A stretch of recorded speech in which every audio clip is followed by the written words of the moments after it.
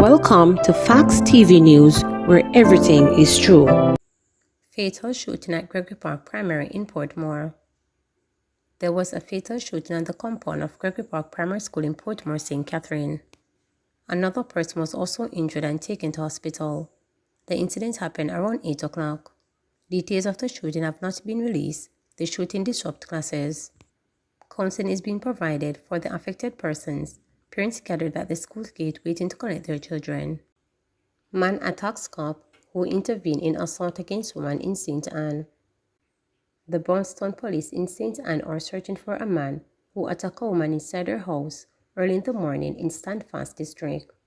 The police say a team was sent to the area based on a report about an incident at a woman's house. They say when the cops arrived, the man was seen. He allegedly physically attacked one of the cops and he reportedly tried to disarm him. A police colleague fired a warning shot, causing the man to flee. The man then ran back inside the woman's house, and the police say he was handling the woman in a choking manner.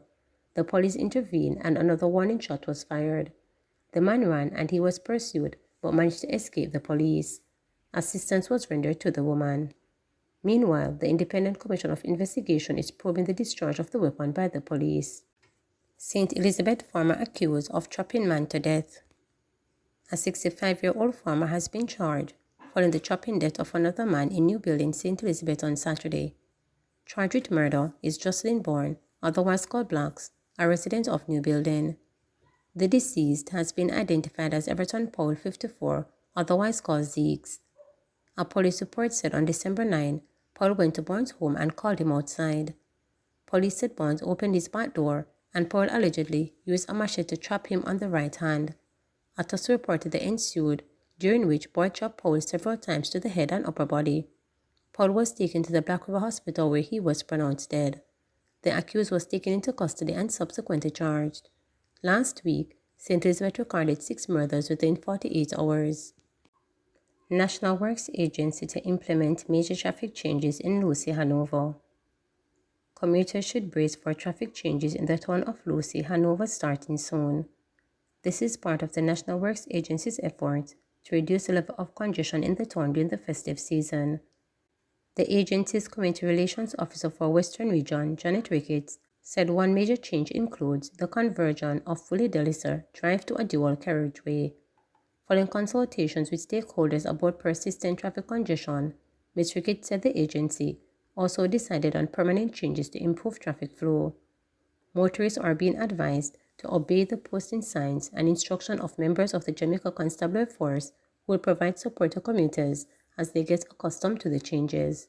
Effective December 14, 2023, the Willie DeLissa Drive in Lucy, Hanover will be converted from a one-way traffic system to accommodate 2 lanes of traffic traveling in either direction. This is being done in a bid to reduce the level of congestion in the town center. And this forms part of a targeted approach of addressing the growing issue of traffic congestion in the town of Lucy. Part of the agency's effort to improve the flow of traffic in the town of Lucy, we will also be repairing 3 roads in that area. These include the Main Street, Malcolm Heights, and Millers Drive roadways. Additionally, we will be adding turning lanes in the vicinity of the Main Street and Willie DeLissa Drive, as well as the Willie DeLissa Drive and its intersection with Main Street. Reggae boy Phillips, Mount Pleasant staff transported to hospital after bus crash. National senior footballer Demarai Phillips and 2 members of staff were transported to the hospital after the Mount Pleasant Academy equipment bus crashed along the Runaway Bay Main Road in the vicinity of the FDR Resort in St. Anne Wednesday evening. Reporters understand that sometime after 6 p.m., a trailer truck slammed into the back of the Delta Heights bus, which was traveling from training in Draxhall to their dorms. The bus reportedly lost control and then collided with a Range Rover motor vehicle which was traveling in the opposite direction. No deaths were reported. Coach of the Mount Pleasant Academy football team, Theodore Whitmore, who was on the scene of the incident, told reporters that he is saddened by the incident. "I'm thankful there were no deaths, but it is very unfortunate and it's a very unfortunate situation. The driver of the Range Rover also expressed that he is grateful that he and his daughter, who were also in the vehicle, escaped unharmed. It's the airbag that saved us, but thank God we are fine, he told reporters. Education Ministry finalizing locations for STEM schools. The Education Ministry says steps are being made to finalize locations for science, technology, engineering, and mathematics STEM schools across the country. Prime Minister Andrew Holness had announced his administration's intention to build 6 STEM schools and 1 science, technology, engineering, arts, and mathematics STEM academy. It has already been decided that the STEM school would be part of the Greater Bernard Lodge development in St. Catherine. The country's first STEM institution will be constructed in St. Anne, but the specific location has not been finalized.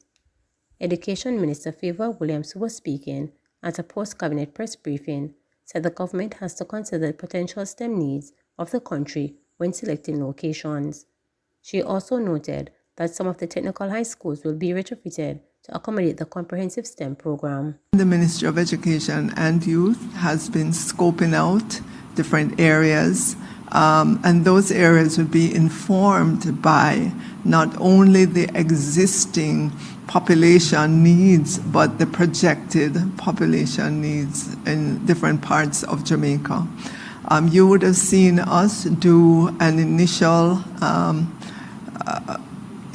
ceremony at the Greater Bernard Lodge, declaring that that's an area for a STEM school as well. And then we made another announcement of a school in St. Anne. And the location we're pretty close to deciding on the location there. So obviously, 6 STEM schools will not be able to accommodate all our students all across Jamaica. And so, yes, we have to look at the existing infrastructure of our schools to retrofit as well, to upgrade labs, which we have been doing. So all our technology labs in our high schools have been upgraded. I know we're doing another round in terms of providing state-of-the-art laptops and other resources in our high schools, especially those that have more than 1 labs. Police Constable charged with burglary, rape, and abduction in domestic abuse case. 31-year-old Constable Shalon Campbell, who is assigned to the St. James Police Division, was on Wednesday charged with forcible abduction, rape, and burglary in relation to a case of domestic abuse.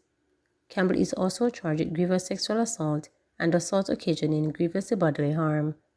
He was taken into custody on Tuesday and charged the following day by Sissoko personnel after being interviewed in the presence of his attorney. Reports indicate that Campbell was involved in a sexual relationship with a young woman from St. James who he allegedly accused of infidelity. It is been alleged that he became physically abused. Allegations are that in October, he forcibly transported her from St. James to another parish where he continued to subject her to abuse and confine the woman to a house without her consent. Please remember to subscribe, like, share, and click the notification bell.